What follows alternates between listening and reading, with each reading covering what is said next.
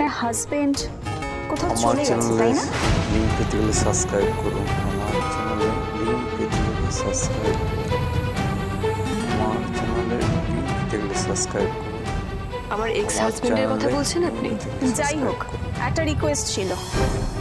আমি আমার হাই স্কুলের কিছু স্টুডেন্টকে নিয়ে এসেছি একটা এডুকেশনাল ট্যুরে। আপনারা যদি একটু অন্য টেবিলে শিফট করে যান তাহলে খুব ভালো হয়। কিন্তু এটা তো ছোট টেবিল, আপনার স্টুডেন্টদের জন্য তো একটা বড় টেবিল লাগবে। না না, টেবিল পেয়ে গেছি, ওই তোরা বসেও গেছে। তাহলে হঠাৎ এরকম একটা রিকোয়েস্ট করছেন? আসলে আমার বলতেও খারাপ লাগছে, ওদের স্কুলেরই অন্য স্টুডেন্টের মা হাজবেন্ড চলে যাওয়ার পর অন্যের সাথে এভাবে, বুঝতেই পারছেন অনেক রকম সমস্যা হয় এগুলো নিয়ে। এখনো তো আমাদের সোসাইটি অতটা অ্যাডভান্স হয়নি, তার উপর মেয়েদের স্কুল। ম্যাডাম, আপনি যেমন বলছেন এই কথাগুলো খুবই ইনসাল্টিং। সরি, ভেরি সরি, আমি আসলে ওভাবে কথাগুলো বলতে চাইনি। ওরা একটু বড় মেয়ে, কি দেখবে কি শিখবে। আপনি তো আবার একই ভুলটা করছেন। ঠিক আছে ঠিক আছে, আমি বরং ওদের নিয়ে অন্য কোথাও শিফট করে যাচ্ছি। আপনি বোধহয় সবটা জানেন না ম্যাডাম।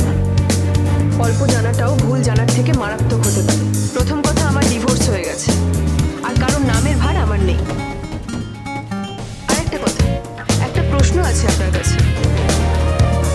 ওই যে আপনার স্টুডেন্টরা, ওরা একদিন বড় হবে, ওদের কাজকর্ম হবে, বিয়ে হবে, আপনি টিচার হিসেবে ওদেরকে কি শিক্ষা দেবেন যাতে সুন্দরভাবে স্বাভাবিকভাবে বাঁচতে ওরা লজ্জা পায়? বুঝলাম না, কি বলতে চাইছেন কি আপনি? জীবন যদি আপনাকে কখনো খাদে ফেলে দেয় আর একটা শক্ত হাত আপনাকে তুলে ধরতে চায়, আপনার শিক্ষা তখন কি হবে? উঠতে চাওয়া নাকি না চাওয়া? আমি আর এই নিয়ে আপনার সঙ্গে কোনো কথা বাড়াতে চাই না। কিন্তু কথাটা যখন তুলেছেন তখন এই প্রশ্নের উত্তর তো আপনাকে দিতেই হবে ম্যাডাম। আমাকে দিতে বলছি না, নিজেকে বলুন, উত্তর দিন। কি শেখাবেন আপনার ছাত্রীদের? কি শেখাবেন? নতুন করে আরো একবার বাঁচতে চাওয়া কি ভুল ম্যাডাম?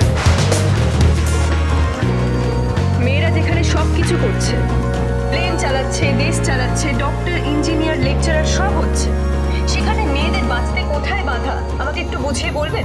আপনি একটা সামান্য ব্যাপার নিয়ে সিন ক্রিয়েট করে ফেলছেন। যেটা সত্যি বলে বিশ্বাস করি সেটা তো জোর দিয়েই বলবো, তাই না? আমি একজন মা, আমার দুটো মেয়ে আছে। আমি এটুকু বলতে পারি, আমি তাদেরকে বাঁচতে শেখাবো।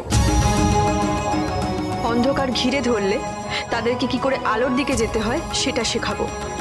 আমি সারা জীবন মাথা উঁচু করে চলেছি, এখনো কারোর থেকে মুখ লুকোনোর প্রয়োজন মনে করি না। তাই আমার সম্পর্কে কে কি ভাবলো আমার কিচ্ছু যায় আসে না।